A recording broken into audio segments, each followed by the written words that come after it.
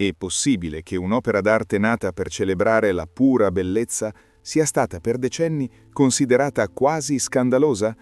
Immergiamoci nel mistero della Venere che non è nata, ma è sbarcata.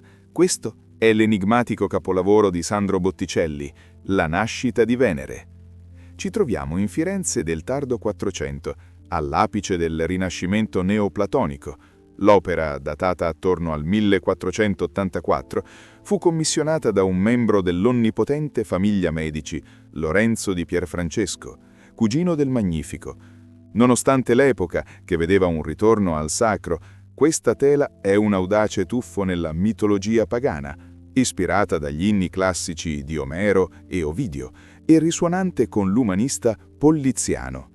Botticelli non dipinse la nascita, ma l'arrivo trionfale.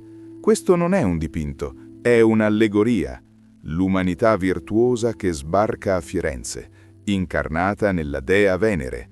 E per realizzarla Botticelli fece una scelta tecnica rivoluzionaria per l'epoca, non a fresco, ma tempera sottile su tela, una tecnica che conferisce al tutto una trasparenza e una delicatezza quasi onirica. Osservate la scena. La dea, in piedi su una conchiglia appena affiorata, è spinta verso la riva da Zefiro, il vento di ponente, avvolto nell'abbraccio della ninfa Clori.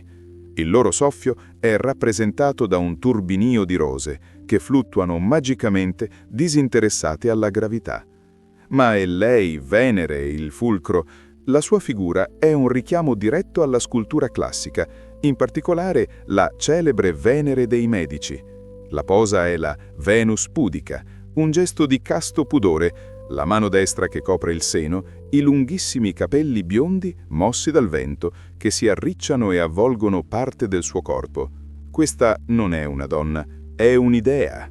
Botticelli usa una linea di contorno, un disegno straordinariamente fluida, quasi calligrafica, che definisce ogni figura con una grazia sospesa. I personaggi non sembrano poggiare solidamente a terra, ma sono sospesi in un paesaggio metafisico, illuminato da una luce morbida e irreale. Sulla destra, l'ora della primavera, vestita di bianco e accerchiata da ghirlande floreali, le porge un manto ricamato, simbolo di accoglienza e rinascita. Il significato profondo, quel concetto di fusione tra spirito e materia, teorizzato da Marsilio Ficino, risiede nella magistrale armonia tra la perfezione formale, che sfida l'antichità, e l'interpretazione filosofica che definì l'umanesimo fiorentino. La nascita di Venere non è solo un dipinto, è un manifesto. È la celebrazione della bellezza, dell'amore e della sapienza che irrompe nel mondo.